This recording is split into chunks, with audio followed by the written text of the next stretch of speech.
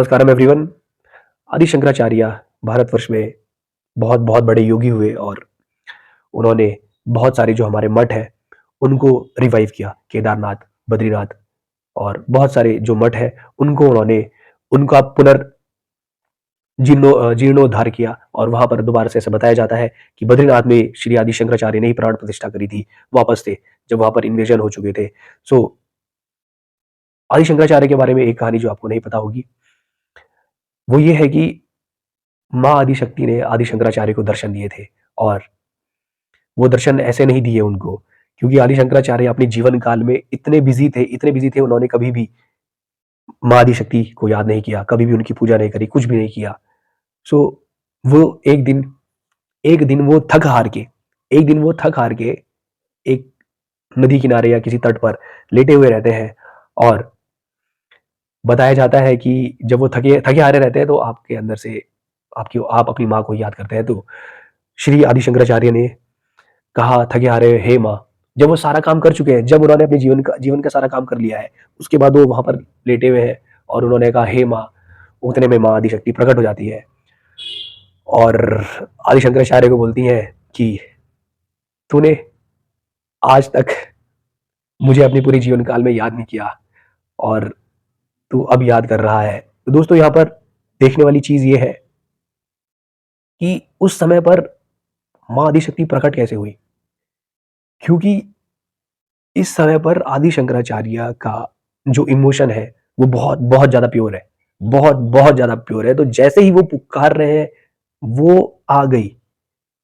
और जब वो आ गई, आदि शंकराचार्य को समझ नहीं आया कि मैं क्या करूं, क्योंकि मैंने जीवन भर इसको याद नहीं करा, माँ को याद नहीं करा, याद ही नहीं करा, बिल्कुल भी याद नहीं करा।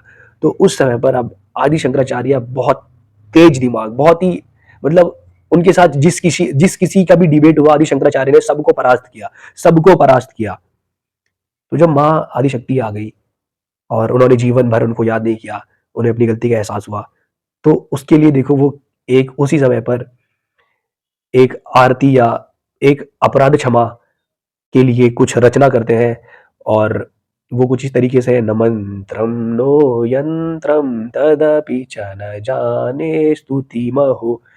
ये नवरात्रों में गढ़वाल की साइड हमारे यहाँ या और जगहों का मुझे मालूम नहीं है, जब सारी आरती खत्म हो जाती है उसके बाद ये लास्ट में किया जाता है, माँ आदि शक्ति को याद किया जाता है और ये बोला जाता है कि ना हमको मंत्र आते हैं, ना तेरे को तेरा आवाहन करना आता है, कुछ भी नहीं आता, कुछ भी नहीं आता। और इसमें आदि शंकराचार्य देखो क्या बोलते हैं, कुपुत्रो जायेता क्वचित पिकु माता न भवति। वो कहते हैं कि मैं कुपुत्र हूं, कुपुत्र हो सकता है पर माता कभी कुमाता नहीं हो सकती है। वो माता को ये बोल रहे हैं।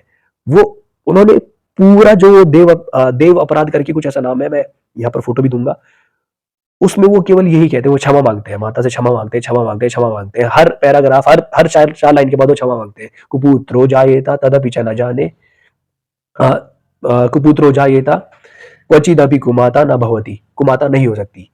फिर माँ आदिशक्ति उनको आशीर्वाद देकर जाती हैं।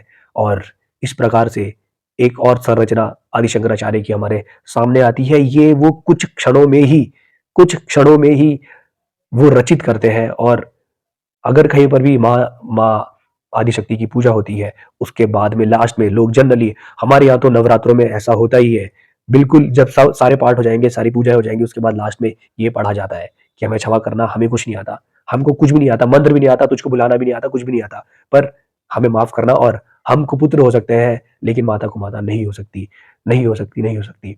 तो दोस्तों, हमें यहाँ से ये चीज सीखने को मिलती है कि आदि शंकराचार्य को माता आती है तो एक तरीके से वो इसलिए आती है कि इसने मुझे जीवन भर याद नहीं किया और अब याद कर रहा है, तो वो थोड़ा सा गुस्सा भी है, वो गुस्सा भी है। और लेकिन शंकराचार्य जी ने इतना काम किया है तो प्रसन्नता तो अवश्य ही होगी। तो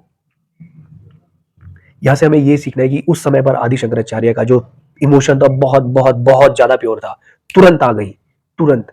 तो भगवान जो है भाव के भूखे होते हैं, भाव के भूखे होते हैं। भाव जो है, भाव हमारा प्रधान होता है, भाव ही सबसे बड़ा होता है, भाव ही सबसे बड़ा होता है। तो हमें अपने भाव को ही प्योर करना है, बिल्कुल बच्चों की भांति प्योरेस्ट फॉर्म में भाव प्रधान होता है, हमेशा भाव ही प्रधान रखा गया है।